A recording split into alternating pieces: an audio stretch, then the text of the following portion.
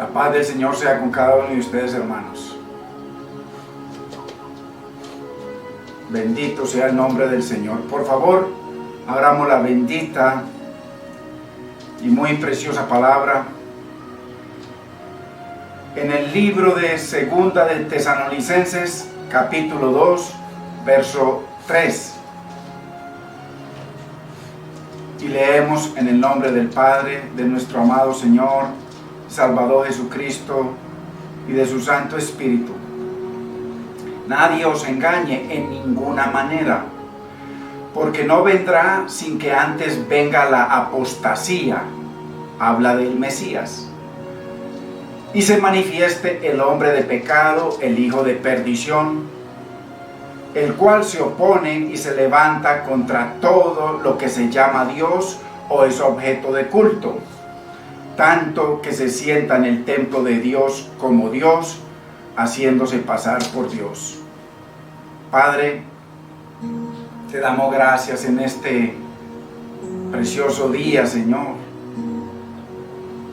Gracias, Señor, por tu amor, por tu misericordia, por tu bondad, por tu benevolencia, por tu benignidad, Señor, por tu amor, por tu paciencia.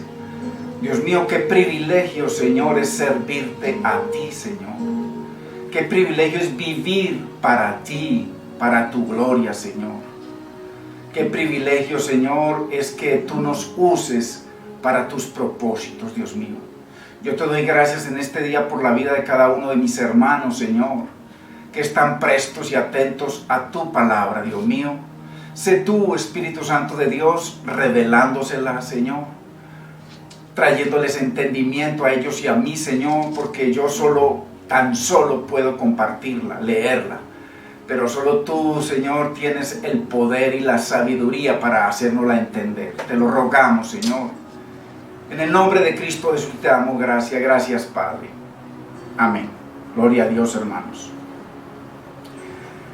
Muy importante, ya estamos en la octava enseñanza sobre este tema tan controversial de el hombre de pecado, que si usted lo mira bien en la Biblia y mira, o que lo hemos venido viendo hace años porque ha sido interpretado, el hombre de pecado, casi que el mismo anticristo, casi que el mismo cuerno pequeño, la bestia, el inicuo, en fin. Es una relación que se hace sobre estos personajes. Pablo dice aquí que antes de la venida del Señor, primero vendría la apostasía. Entonces, muy importante que nosotros ya venimos viendo que no es simplemente una apostasía como lo que estamos viviendo hoy en día. La apostasía tiene que ver con que el pueblo llamado de Dios, el pueblo escogido de Dios, aquel pueblo con el que el Señor hizo pacto, ese pueblo se va en contra de Dios, se va en contra de los propósitos y las cosas de Dios. Entonces, esa apostasía es muy especial. Hoy en día se ve eso en muchos lugares, muchos pastores apostatando contra la fe, contra el Señor, contra su palabra, contra su santidad, en muchas partes. Pero aquí habla de una apostasía, o sea, de la apostasía. Que eso lo vamos a mirar por la palabra, porque hasta ahora nos vienen mostrando desde hace 1900 años, 20 siglos, que es la apostasía que se va formando cada año, cada siglo. Entonces por eso hay tantos anticristos desde allá hasta ahora. Pero la Biblia solo habla de uno ahí, de un modelo de anticristo. Entonces, y dice que el Señor no vendrá, habla de la venida del Señor en el primer verso, y en el verso 2 habla del día del Señor. Entonces no vendrá hasta que no se manifieste este hombre de pecado. Muy importante. Entonces, la apostasía no es cualquier apostasía, es como la gran tribulación, es una sola apostasía, una sola gran tribulación. en un tiempo, en un contexto histórico y en cumplimiento de muchas cosas que convergieron en ese tiempo. Muy importante. Y les dice a los tesalonicenses, el apóstol Pablo, que ellos ya sabían quién lo detenía. Ya sabían, conocían hace 2000 años. Y les dice también que ya estaba hace 2000 años, no hoy, el misterio de la iniquidad. Ya estaba ahí, en acción. O sea, en acción significa trabajando.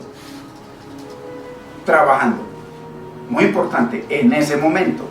Entonces, y les da unas características de este personaje, o lo que representa este personaje. Dice que se opone a Dios. Muy importante, que cuando habla de se opone a Dios, no pensemos en el Padre, pensemos en el Dios que vino, en el Dios que se hizo carne, o si no, no vamos a entender la escatología. Es como el cuerno pequeño que dice que se levanta contra el Altísimo y habla blasfemias y cosas terribles contra el Altísimo. ¿A cuál Altísimo se está refiriendo? Muy importante, porque Cristo, Yeshua, Silo, el Rey, el Dios con nosotros, tiene todas las características en el Nuevo Testamento del Padre, del Primer Testamento, todas. El Padre dice que no hay roca sino Él, y en el Nuevo Testamento la roca es Cristo, etcétera. Puedo mencionar 30 versículos diferentes de la igualdad. Por eso dice que no escatimó el ser igual a Dios como cosa a que aferrarse. Muy importante. Pero no dejó de ser Dios. Muy importante. Entonces, y les da unas características. Se opone a Dios. En ese contexto, se opone al Dios hombre. Segundo, se levanta contra Dios. Contexto. ¿Contra cuál Dios? No hay sino un Dios. Padre y yo somos uno. El que me ha visto a mí, ha visto al Padre. Al Padre nadie lo ha visto jamás. Que me vea a mí, vea al Padre. Entonces, muy importante, porque es que nos han corrompido la palabra. Y yo quiero seguir mostrando cosas que usted nunca ha escuchado, jamás. Estas cosas que enseñamos el jueves, primera vez que usted las escucha, muchas veces. Y lo que va a escuchar ahora, primera vez. ¿Por qué? Porque está en la Biblia, pero en el contexto que estamos viendo, que la Biblia se nos está abriendo, en ese contexto, se levanta contra los propósitos de Dios. Claramente sí lo vino con unos propósitos. Isaías delinea muy bien los propósitos con que vino Silo. Isaías 61, 1 y 2 delinea muy bien dos propósitos y otros propósitos en Isaías 49, 1 al 6. Y en los propósitos de Isaías 61 habla de venir a restaurar, a sacar de la cárcel a los que están en prisión, a los que están cautivos, a sanar, en fin, a toda la hermosura de su ministerio. Pero también venía con la espada. Y eso está en contexto con el Nuevo Testamento. También venía con la espada. Si él no usaba la espada cuando vino hace 2000 años, si él no la usa, no puede glorificar a Dios, porque el Señor dijo, el Padre dijo, Él me glorificará en todo. Ya que el otro, Israel, porque Él lo llama Israel en el verso 3 de Isaías 49, el otro nunca lo glorificó. Y si usted se lee Jeremías 32, ahí le va a decir claramente que él nunca, que Israel nunca lo obedeció, que nunca le agradó, que desde que se construyó el templo nunca fue glorificado, nunca. Léalo. Muy importante, porque este otro Israel, por eso lo llamó Israel. Por eso peleó con los hombres y peleó con Dios. Y se humilló ante los hombres, dice que a lo sumo, y se humilló ante Dios. Dice que con gran clamor el Señor le rogaba al Padre que lo librara, clamándole así como le clamó Jacob al ángel, cuando luchó con el ángel. Es todo el mismo Israel, pero sin pecado, total. Entonces, se levanta contra los propósitos de Dios. Él traía varios propósitos y están delineados en las 70 semanas de Daniel, están delineados los propósitos. Y uno de los propósitos era la espada. No se nos olvide que esa espada se la llevaron para el futuro, y ya van 21 siglos, no se ve por ningún lado la espada. Simplemente se la ponen al coronavirus o a las amenazas entre ciertos países, o a enfermedades, o nada que ver, nada que. Contexto, la Biblia. Estas cosas las estamos entendiendo en la Biblia. Contexto. Entonces, se levanta contra los propósitos. Él traía unos tremendos propósitos. Se sienta en el templo de Dios, usurpa la autoridad en el templo. Contexto. Pues, había solo 2 templos. El que nació, el de siempre, que nunca Dios moró en él, y el templo, la nación, el sacerdocio, todo lo que nació el día de Pentecostés, en un día, como dice Isaías. Entonces, es por eso que tanto el hombre de pecado, esto es muy importante entenderlo, hermanos. No tengo afán, porque esto es la primera vez que usted escucha esto, la primera vez. Y yo también es la primera vez que lo escucho. ¿Dónde lo escuché? En la Biblia. Ahí está. No hay no leer, y lo vamos a seguir leyendo. Entonces, esto no viene de terceros, está en la Biblia, porque los terceros nos han corrompido esto y se lo han llevado para un futuro. Es por eso que tanto el hombre de pecado como el anticristo, la Biblia los ubica en el primer siglo, pero también ubica en el primer siglo los postreros días. Lo vamos a seguir viendo, los postreros días. Muy importante. Mire lo que dice Primera de Juan. Todavía no vamos a entrar con lo del anticristo, pero es que es lo mismo, la Biblia los ubica igual, en el mismo contexto histórico, en el mismo contexto religioso, en el mismo contexto de la venida de Silo, el rey, a establecer un reino, en el mismo contexto de la oposición, todo, la Biblia lo ubica en el mismo contexto. Entonces dice Primera de Juan 2:18, mire lo que dice. Leamos, mejor dicho, permitamos que la Biblia nos hable, porque hasta ahora el hombre es el que nos ha hablado. Hijitos, ya es el último tiempo. ¿A qué se referirá eso? ¿Ya? Entonces, cuando nosotros leemos esto en la iglesia, decimos, ya es el último tiempo, ¿verdad? Así nos lo leen. O sea, estamos en los últimos tiempos. No, señor, esto lo escribió, lo habló Juan y lo escribió, inspirado por el Espíritu Santo hace 2000 años. O sea, que él le está diciendo hace 2000 años. Ubiquémonos usted y yo en el contexto de Cristo, y él, a los discípulos que están ahí al lado, que él los llama hijitos, les dice, estamos en el último tiempo, hace 2000 años. Muy importante. O si no, no vamos a entender la escatología. Muy importante. Ya, hace 2000 años. Ojo, no con lo que siguen enseñando en todas partes, de que ahora estamos en los últimos tiempos. Nada que ver. O sea, están contradiciendo la Biblia, no más, contradiciéndola. Y según vosotros oísteis, o sea, usted y yo no oímos eso, lo oyeron los discípulos de Juan hace 2000 años. Él les está diciendo, ustedes lo oyeron, que el anticristo viene hace 2000 años. Y ya estamos en el siglo XXI y por ningún lado. Vamos a ver qué dice la Biblia. Si nos centramos en la Biblia lo ubica a la perfección. A la perfección. Entonces, y según vosotros oísteis que el anticristo viene. Así ahora, hace 2000 años. Ojo, no hoy. Eso es una perversión del contexto bíblico. Una de las leyes de la hermenéutica es el contexto. Contexto hace 2000 años. Hace más de 20 siglos. Estamos en el siglo XXI. Hace 2000 años. Entonces, así ahora, hace 2000 años, han surgido muchos, cuando la palabra dice muchos, no son 3 o 4, muchos, Cuando el Señor dice que grandes multitudes, muchos lo seguían, eran miles y miles y miles. Ojo, porque dicen, no, que es que los anticristos están levantando esa hora, porque se levantó ese José Luis no sé qué, que el 666 es un pobre señor.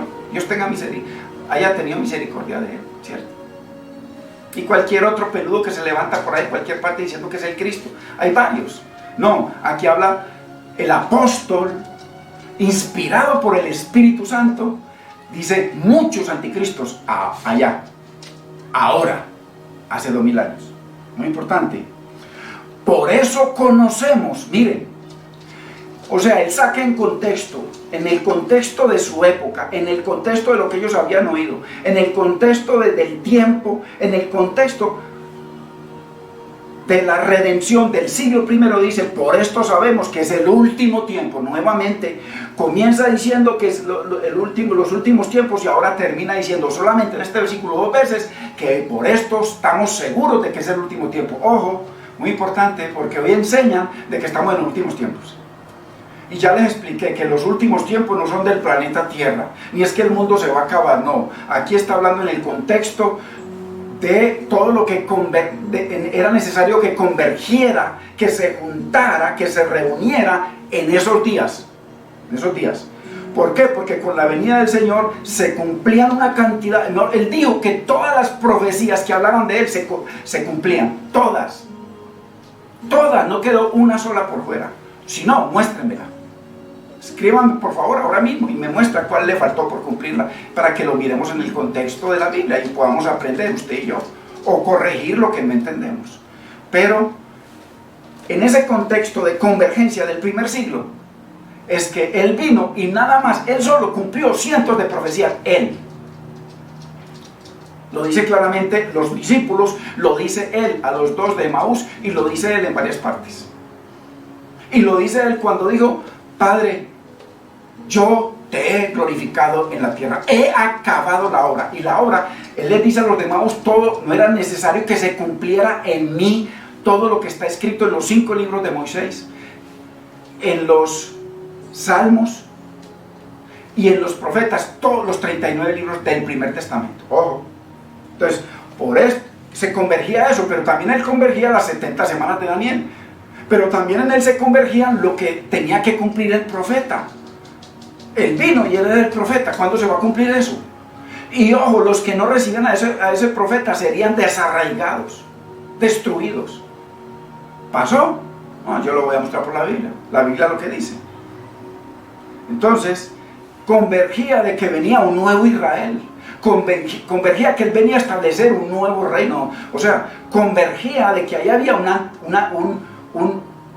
el príncipe de este mundo, el que gobernaba el planeta Tierra en ese momento, él se lo dijo. Entonces, convergían muchas cosas. Entonces, en esto sabemos, estamos seguros que es el último tiempo. Ojo, esto nunca lo habíamos escuchado con toda seguridad. Y Pablo y Juan claramente aseguran, ahí vemos a Juan asegurando, y Pablo en 2 de Tesalonicenses, aseguran que el anticristo ya había venido, y el hombre de pecado, y que su presencia era prueba de que estaban en los postreros días. Lo dijo Pablo y lo dijo Juan. Hermano, 2 apóstoles inspirados por el Espíritu Santo, de tremendo testimonio, de tremenda revelación, aseguran eso, y nosotros le hemos creído a pobres hombres. Ninguno inspirado, porque los inspirados solamente fue los que, cuando se cerró la Biblia, esos fueron los inspirados. De resto, no hay ningún más inspirado. Ya no hay nueva revelación, no existe. Porque tiene que estar en el canon bíblico. Entonces, muy importante, hermanos. ¡Qué tremendo! ¡Qué tremendo! Que Pablo y Juan convergen en la unidad de la palabra y en la unidad del Espíritu, porque era la revelación del Espíritu Santo, en que la aparición del hombre de pecado y el anticristo estaban totalmente en unidad con los postreros días. ¡Qué tremendo! Ojo, hace 2000 años, no ahora. Entonces, hermanos, es de suma importancia. A lo mejor hoy no adelantemos mucho, que no me interesa en cosas tan profundas correr, sino que a usted le quede claro.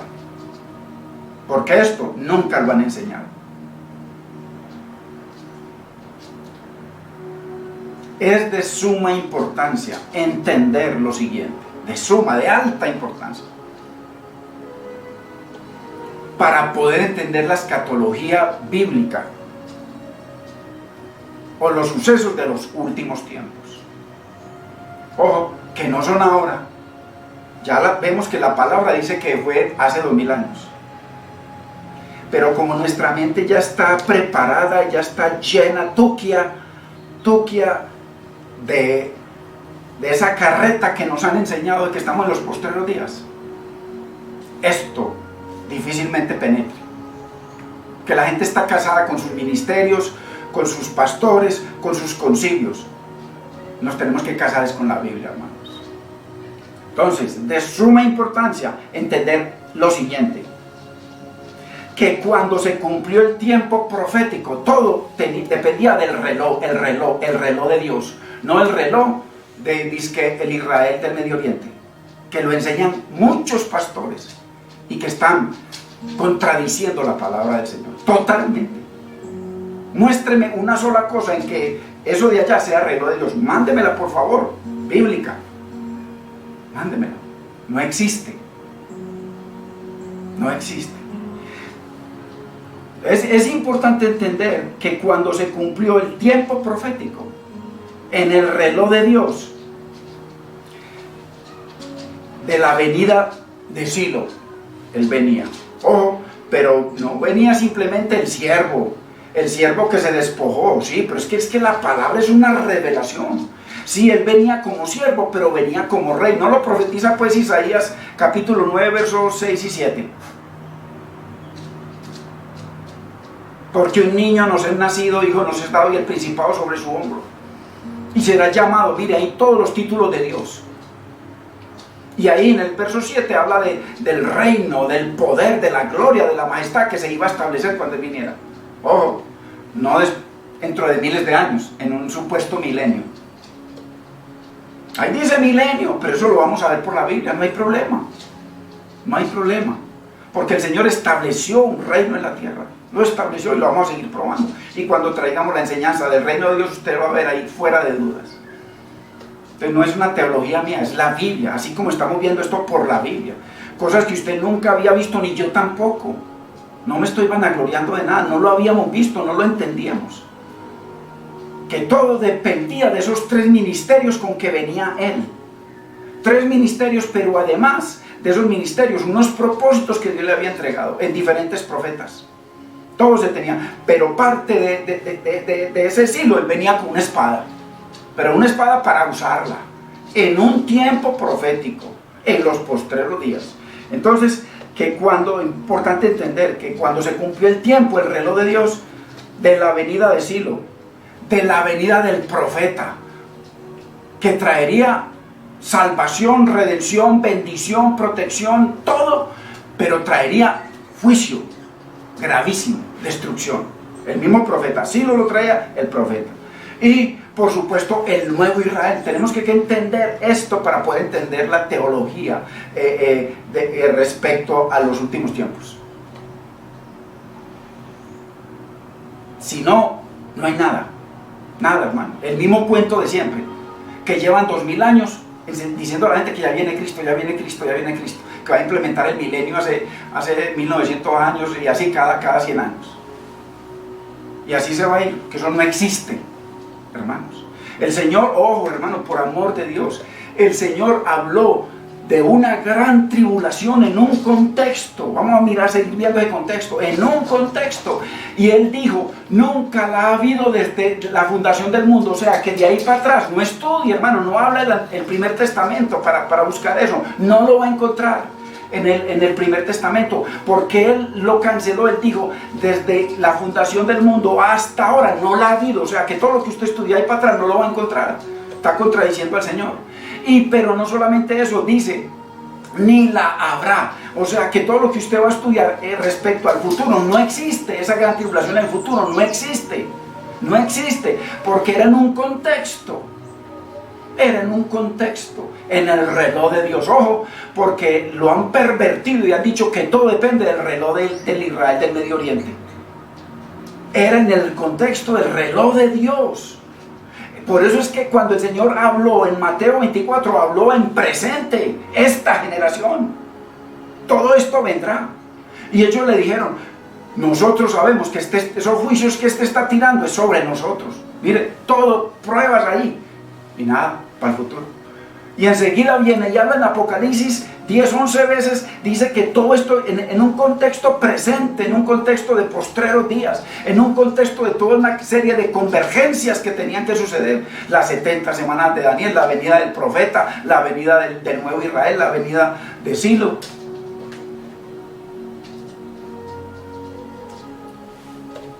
El levantamiento del anticristo, del hombre de pecado, el enemigo que estaba ahí esperando, unos reinos que estaban establecidos y que él venía a acabarlos a todos para establecer otro. Todo eso es una convergencia, no para un futuro. Por favor, explíqueme por qué el Señor dice 11 veces en Apocalipsis que esto va a suceder pronto. ¿Por qué Pablo habla de que ese pacto va a desaparecer pronto en Hebreos capítulo 8, verso 13? Ya, pronto, en 6 años más o 7. ¿Por qué? Todo es una unidad de la palabra, sino que la han pervertido porque le quitaron el reloj a Dios, se lo robaron y se lo pusieron allá, es que a un Israel en el desierto que no tiene nada que ver con Dios en la Biblia. Porque después de que Israel entró en pacto con el Señor, cuando vino Silo, cuando vino el profeta, cuando vino el nuevo Israel y se casaron con él, ahí están los apóstoles y todos los miles de judíos que se casaron con él primero que nosotros, en el primer testamento. Ya ahí nació la nueva nación, el nuevo sacerdocio, la nueva iglesia, el nuevo templo, un reino espiritual. ¿Ya? Y lo demás, él dice, son gentiles y son judíos, pero no tienen que ver nada conmigo. Claramente, Pablo lo dice. Entonces, muy importante, hermanos. Recalco en esto porque sé que nos han torcido toda la escatología. Entonces, en la venida del Mesías convergieron tremendas fuerzas. Tremendas fuerzas. Muy importante. Tremendas fuerzas. ¿Por qué? Porque es que el enemigo sabía. Y a través de él y la concupiscencia, muchos olían que él venía como rey. Mire, dice que cuando él nació, en vez de que hubiese habido gozo en Israel, porque dice que nació el rey de Israel. Le dijeron a Herodes y él, en vez de gozarse, dice que se turbó. Y también dice que mientras los pastores se gozaban y decían Hosana, dice que el pueblo se turbó. ¿Por qué? Porque no estaban listos para para recibir a uno que gobernara sobre ellos, pero ese era el propósito. Él venía a gobernar. Es un gobierno espiritual, no físico, como lo han enseñado para poder acomodar el reloj que le robaron, se lo voy, que ladrones. Hay que andar con el reloj bien escondido, porque le digo que nos han robado toda la teología bíblica, nos la han robado casi toda, en cuanto a los postreros días. Entonces, en su venida convergieron tremendas fuerzas, porque él venía a establecer un reino, y él claramente lo profetizó el Señor en Daniel 2:44, muy claro. Dice que él venía a destruir, si usted lo lee, dice que venía a destruir todos los reinos, todos, ojo, incluido Israel.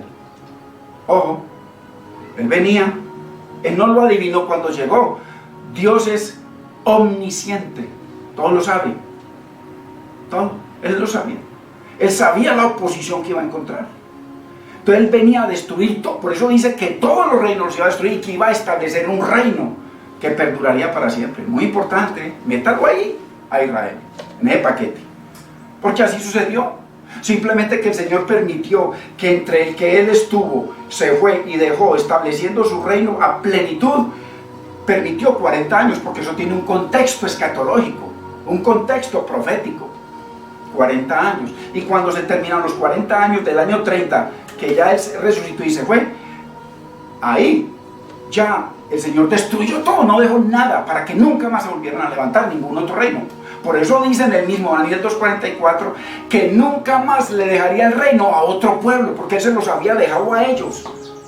Hermano, era parte del trato. ¿Cuál era parte del trato? Lo que profetizó Jacob en Génesis 49:10. Que ellos iban a ser reyes, que ellos iban a gobernar, que iban a tener el poder únicamente hasta que viniera Silo. Era parte del contrato. Y cuando él viniera, entonces a él se sujetarían y a él se reunirían todos los pueblos. Y ellos que dijeron: no señor, no señor, no señor. ¿Se acuerda de la parábola de los labradores malvados? Que él les dejó la viña, les dejó el reino. Y cuando llegó el tiempo de los frutos, dice que le envió los trabajos, todos los mataron. Y voy a enviar a mi hijo, a lo mejor de mi hijo van a tener misericordia. Y también lo mataron, y quedémonos con la heredad. Ojo, entonces cuando él estuvo, se robaron el reino hasta el año 70, bíblicamente. Porque según Jacob, se le tenía que sujetar a él. Así lo, ojo, ojo. Entonces, la parte del trato. No para estos días disque postreros ahora o dentro de miles de años, porque nunca va a suceder. Mire cuánto hace que están profetizando de la venida del reino, hace cientos de años, hace 2000 años. Es muy importante, hermanos, que le demos gracias al Señor por todo esto que nos está permitiendo ver en su palabra. Ver. Y entonces establecería un reino que nunca jamás sería destruido. Él lo asegura claramente. Natanael le dice: tú eres el rey de Israel. Él en su resurrección dice el rey David que de sus entrañas nacería el que se iba a sentar en su trono. Y Pedro asegura el mismo día de Pentecostés que él fue, cuando resucitó, fue exaltado a la diestra de Dios, o sea, bajo el poder de Dios. Hay más de 20 versículos en el Nuevo Testamento que hablan de que él está reinando. Y cuando él vino inmediatamente en la tarde, después de que ascendió, después de que resucitó, él declaró que él era rey en el cielo y en la tierra, en lo visible y lo invisible. Ojo con eso. Por eso les dio potestad de hollar serpientes y escorpiones, potestad. Por eso vinieron los 70 diciendo: todos se nos sujetan. ¿Por qué? Porque cuando él vino, convergieron todas esas fuerzas y los fue derrotando uno por uno, y los terminó de derrotar todos después. Ojo, muy importante que entendamos la palabra. Y entonces se establecería un reino espiritual nacido de Dios, porque el reino anterior nunca fue nacido de Dios, nunca. Tenían que nacer de Dios, como dice Juan 1:11 al 13. Que él vino para que ellos nacieran de Dios. A lo suyo vino. ¿Qué es lo suyo? Ya vimos todos los ministerios que él traía, incluyendo la espada. No podía dejar de usar la espada, porque cuando el Señor en Lucas 4:18 y 19 paró en el momento que tenía que sacar la espada y venganza del Dios nuestro, dice paró. Donde él no ejecute eso, simplemente Dios no es glorificado, porque parte del mandamiento que le entregó Dios, los propósitos, era venganza, que lo dice claramente el libro Lucas. Entonces, muy importante, él lo iba a cumplir y lo profetizó Pedro el día de Pentecostés, de que eso era lo que había profetizado Isaías 28, 10, 11, y es lo que había profetizado Joel 2, 28 al 31, claramente. O sea, es la unidad perfecta de la palabra y de su reino establecido. Entonces, es muy importante. Por eso es que Jesús habla en Mateo 24 y en Apocalipsis, en Lucas 13, Lucas 21, Marcos 13, en el contexto del presente hace 2000 años, postreros días. En ese contexto es que habla. Pero a nosotros nos pervirtieron todas las escatologías y las trajeron para ahora. Hermanos, tremendo. Por eso es que Pablo habla del hombre de pecado y de la apostasía, y Juan habla del anticristo en el contexto presente de hace 2000 años, días postreros. Todo, mire, todo es una unidad perfecta. Todo. Dios mío, cómo nos han corrompido la palabra. Pero ya se cayó eso. Ya eso se cayó. Y andan orgullosos, dicen que desde que nacieron el Señor les dio el ministerio de la escatología. Y andan de país en país, se reúnen con presidentes y todo. Uy, Dios mío, qué vergüenza. Qué vergüenza cómo corrompen la palabra del Señor. Pero lo triste es que no la corrompen para ellos y no para todo el mundo. Entonces, contexto, convergencia en los postreros días. Ahí convergían tremendas fuerzas. El príncipe de este mundo, el hombre de pecado. Mire, ahí mismo, en el mismo tiempo se reunieron todos, ahí en la mesa. El anticristo, el apostasía, las 70 semanas de Daniel, Silo, el profeta, el nuevo Israel, la cúpula, todo en el contexto de los posteriores días, todo. Tremendo, qué tremendo, todo en el contexto, toda esa reunión ya ocurrió, porque él lo venció, le quitó el botín, lo avergonzó, y claramente el Señor habla de cada una de estas cosas que vamos a ir viendo.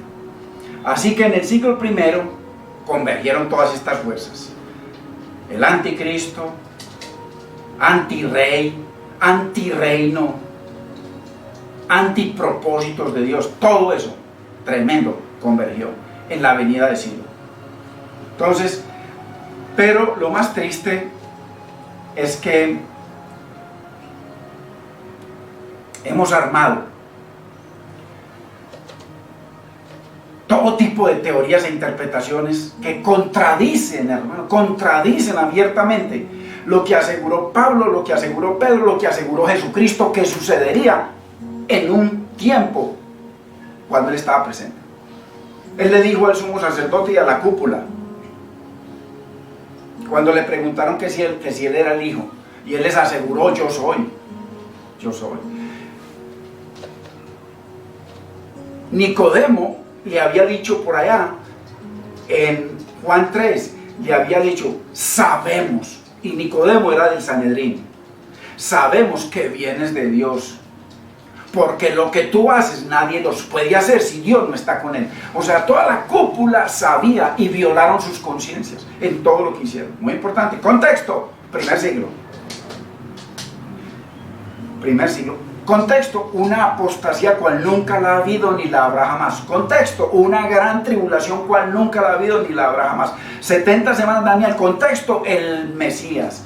El Mesías, que en él se tenía que cumplir todas esas 70 semanas. Ojo, que eso lo vamos a ver, las 70 semanas de Daniel, la vamos a ver, verso por verso. Entonces, y que eso ya está claro. Así como esto es innegable, esto no se puede el que contradiga esto, hermano, está contradiciendo a Dios, al Espíritu Santo. La revelación, lo que dice Pablo, lo que dice Juan. Qué grave. Claro que lo hacen. Eso es la que llama apostasía. Cuando el Señor vino, tremendo. Entonces, hemos armado tremendas teorías e interpretaciones que contradicen lo que asegura la Biblia, lo que asegura Pablo, Juan, lo que aseguró Cristo sobre el anticristo y el hombre de pecado. Muy tremendo. Así que vemos que la escatología que relaciona al hombre de pecado y el anticristo, la bestia, el cuerno pequeño, está totalmente ligada a Jerusalén. Ojo, no que va a venir una gran tribulación sobre Colombia, sobre Estados Unidos, sobre Rusia, fuera de contexto. Contexto, léase Mateo 24 para que vea que el mismo Señor Jesucristo da el contexto. Y Él dice: los que estén en ese momento, los que estén, dice, en Judea, huyan a los montes. Judea, no en Colombia, ni en Estados Unidos, ni en Rusia. Contexto, todo lo han corrompido. ¿Por qué? Porque le robaron el reloj a Dios y se lo pusieron a alguien que no le pertenece, que no tiene nada que ver ya, nada que ver. Cuando dice Pablo de que todo Israel será salvo, habla de un contexto, habla del contexto que habla Cristo. Siempre, un remanente. Siempre. Que fue salvo en esa época. Y todo aquel que se una a Cristo, sea gentil o judío, que no tiene que ver nada con Dios, sino que son pecadores, entonces vienen y se unen al reino.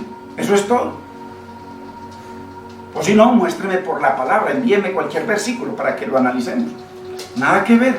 todo tenía un contexto. Así que esta escatología, hermano, depende del hombre de pecado, del anticristo, en fin, y de otras cosas que hemos mencionado.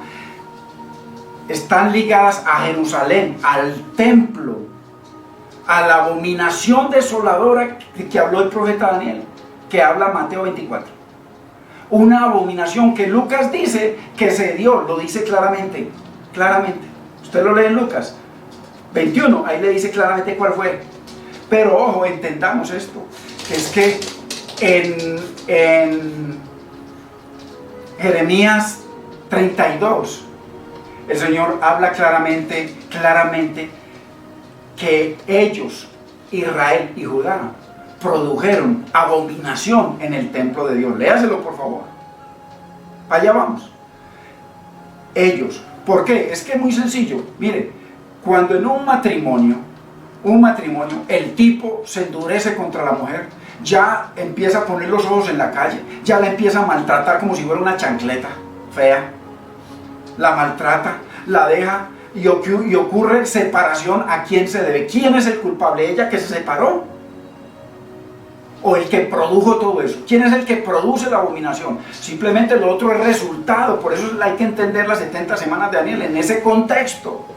Que las 70 semanas de Daniel traen no solamente un cumplimiento real de cada punto que tenía el Señor ahí, cada uno de esos puntos, y las consecuencias que se darían después. Ojo, años 70, que no tienen que ver con la cronología de las 70 semanas, porque la abominación se cometió, pero esas eran consecuencias. Siempre el Señor habló en el contexto de un cumplimiento y unas consecuencias.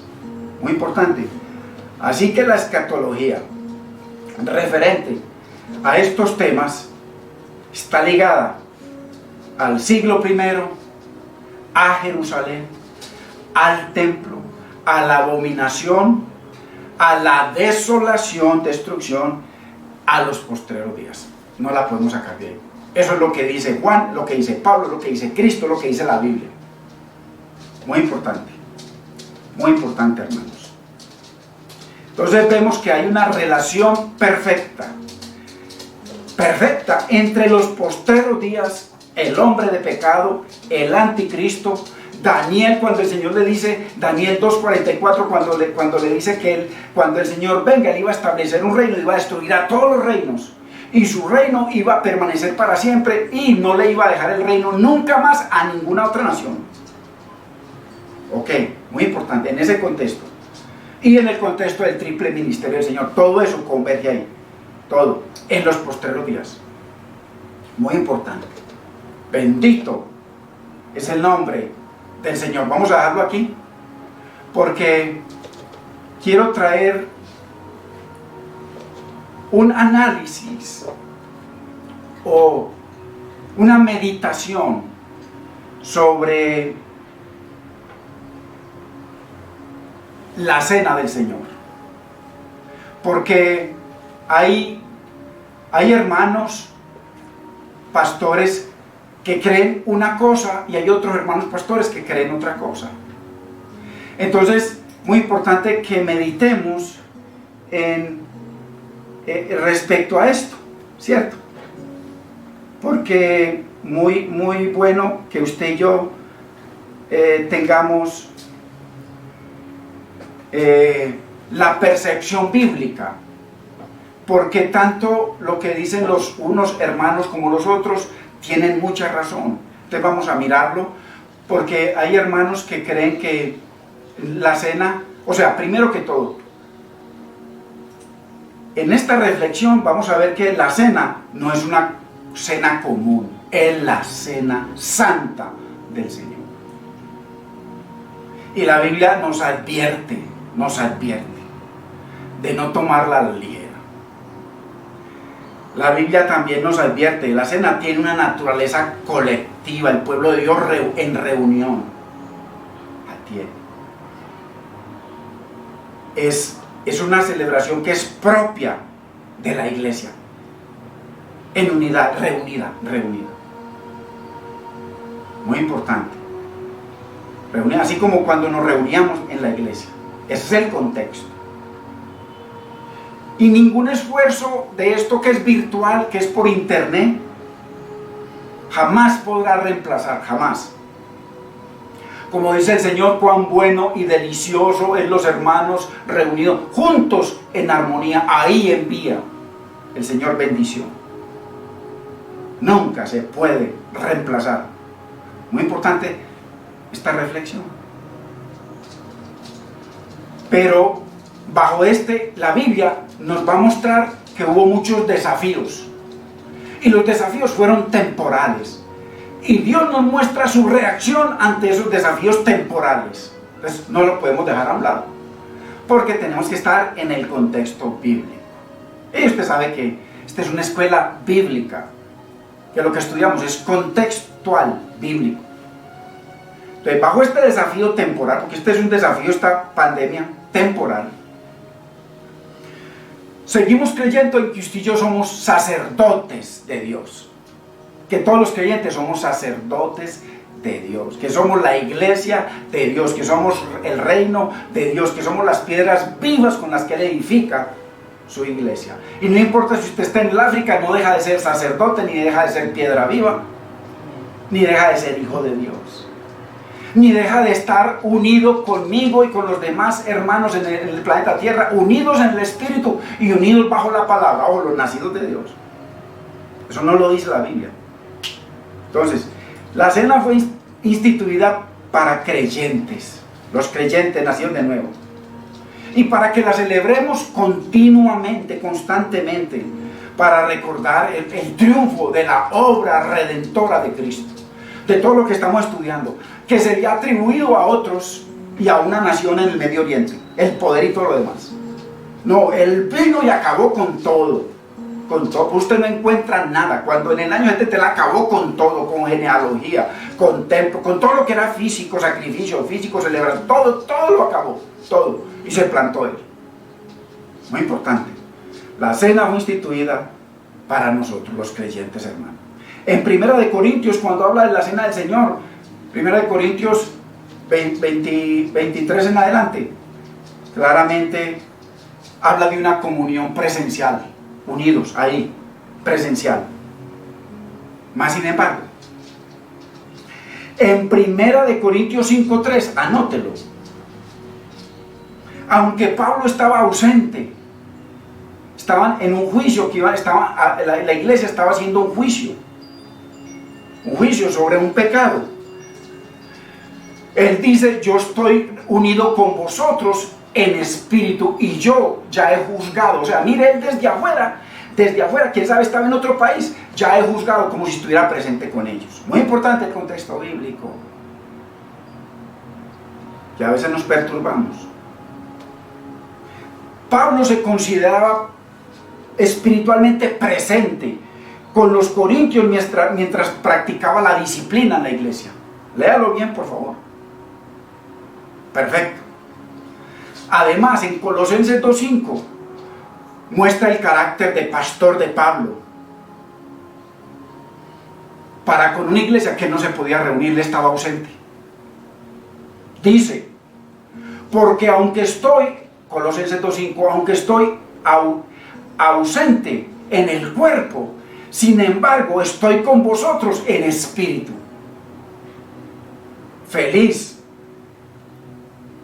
al ver vuestra buena disciplina y la estabilidad de vuestra fe en Cristo. Miren, desde afuera estaba reunido con ellos como uno solo, pero la Biblia habla de la unión en el Espíritu.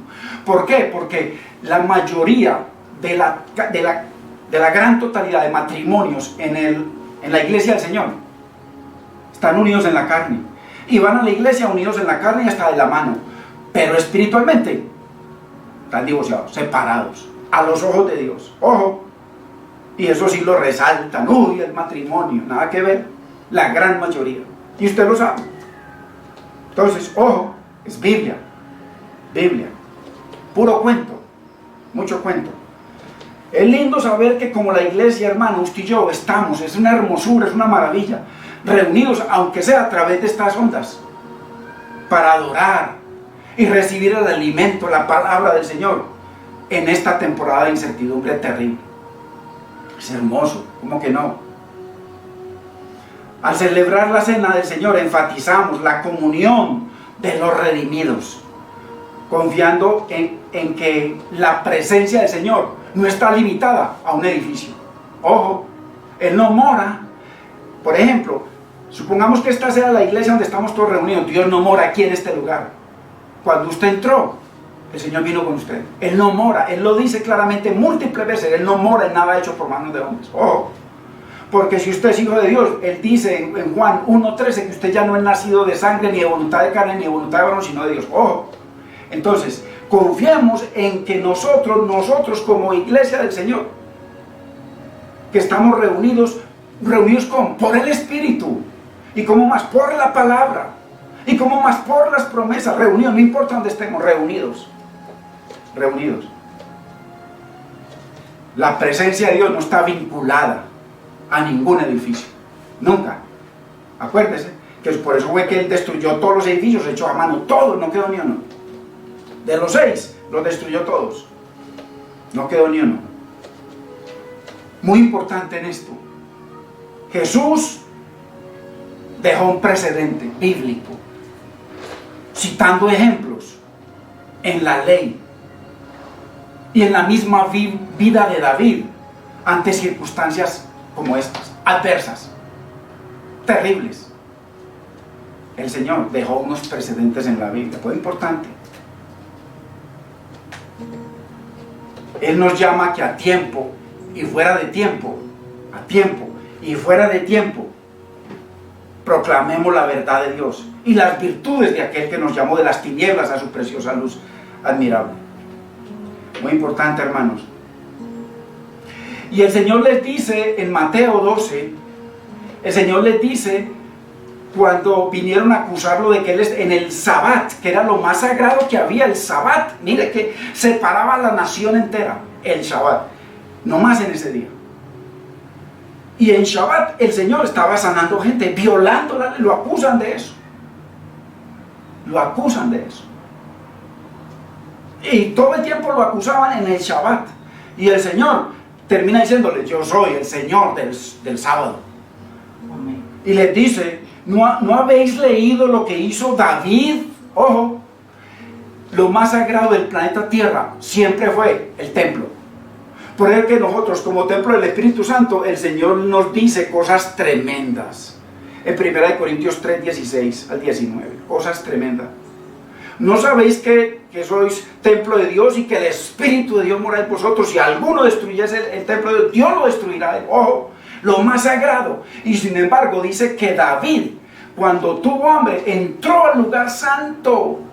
Ojo, que ni siquiera podían entrar los levitas, los coatitas, los gersonitas, hermano, ni los meraritas que estaban al servicio, ni siquiera podían entrar, sino cuando ellos preparaban todo para mudar las cosas.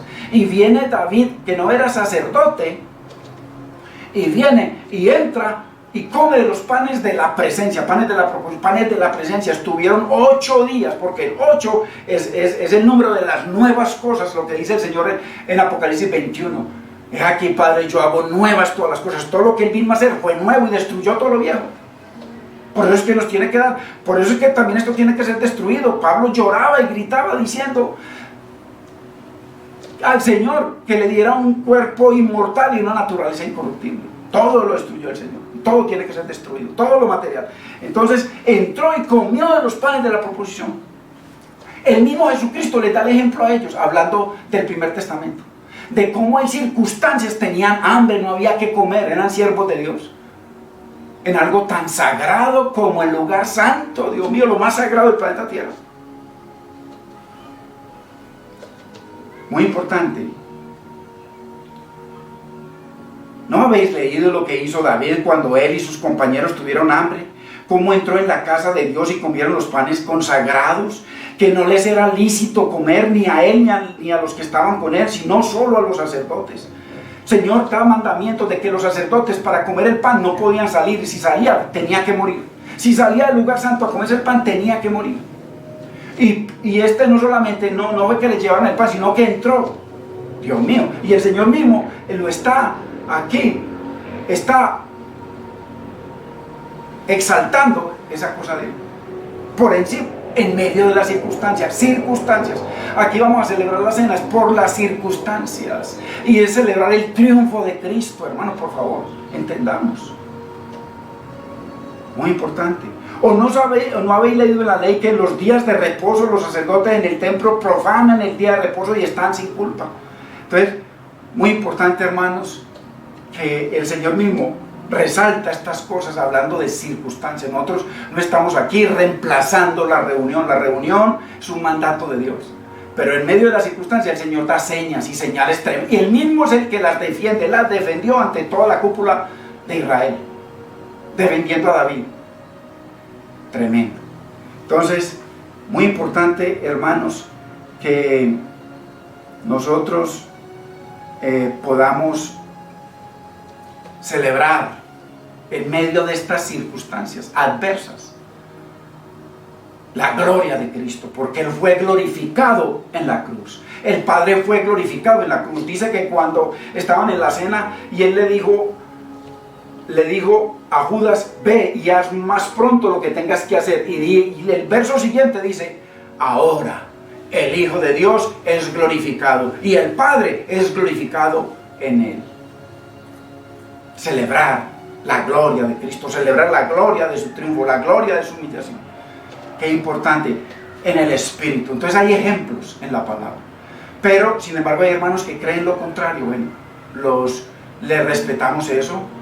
Dios los guarde, los bendiga. Y no hay problema en eso. Entonces, qué importante, hermanos. Así que vamos a celebrar la cena del Señor.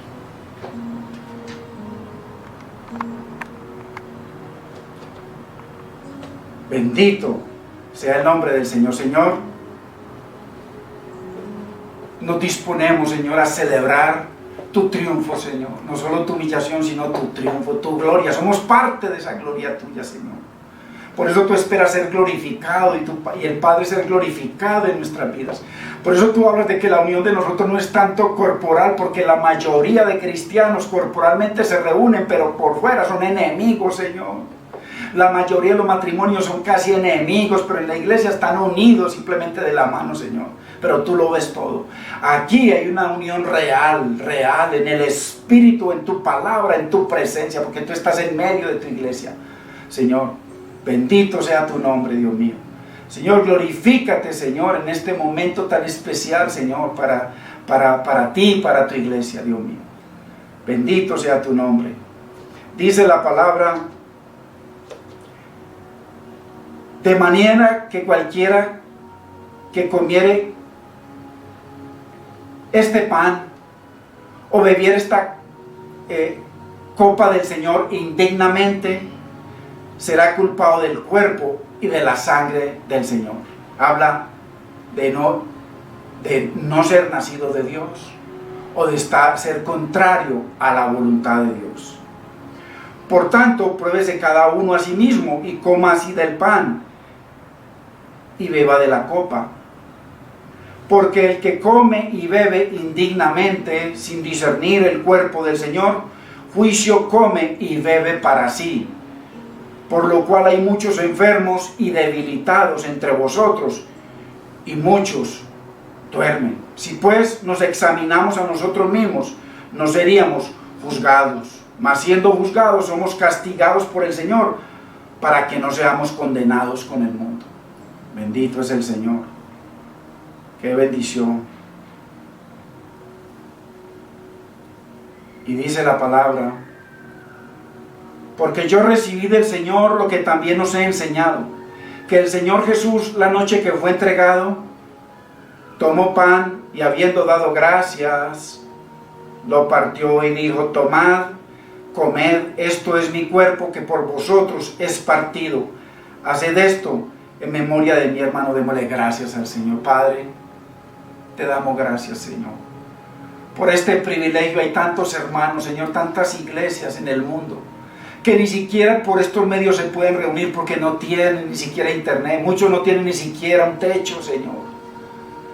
Dios mío, y qué privilegio tenemos nosotros de a través de estas ondas poder seguir en comunión, poder seguir celebrando tu victoria, tu gloria, tu majestad, tu poder, tu señorío, Señor. Te damos gracias, Dios mío, y ten misericordia de tu pueblo, Señor, alrededor del mundo. Señor amado, gracias. Podemos comer del pan, hermanos.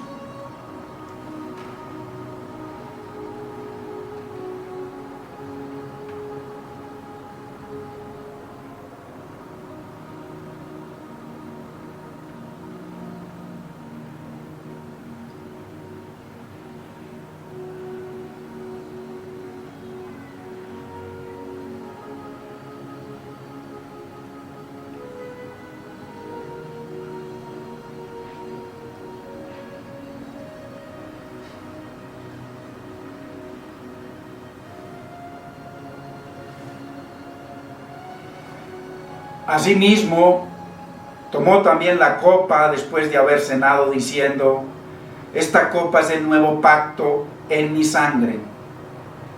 Haced esto todas las veces que la bebiereis en memoria de mí, en memoria del Señor. Podemos beber de la copa, hermanos.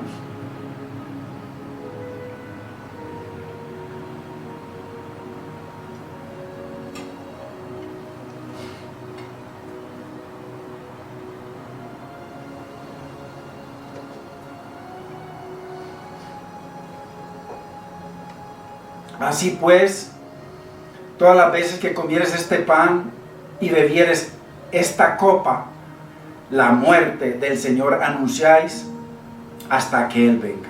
Bendito es el nombre del Señor. Dios mío, te damos gracias, Señor. Bendecimos tu nombre, Señor, por este privilegio que nos permite, Señor. En medio de estas circunstancias adversas, contrarias, Dios mío, pero a pesar de eso, Señor, seguimos unidos en el Espíritu y unidos por tu palabra y por tu presencia, que tú dijiste que estarías con nosotros todos los días hasta el fin del mundo. Señor, te damos gracias y bendigo a tu pueblo, Señor, y que la paz que sobrepasa todo entendimiento, Señor, sea llenando sus vidas, Señor, y que esa paz, Señor, que tú das, Dios mío, fluya en ellos y a través de ellos, donde ellos vayan, que haya esa paz que solo tú puedes dar. Dios mío, gracias por sus vidas, Señor. Síguete glorificando en medio de nosotros y te damos gracias por tu misericordia, por tu bondad, por tu amor, por tu benignidad, por tu benevolencia, Señor, hasta el día de hoy. En el nombre de Cristo Jesús te damos gracias.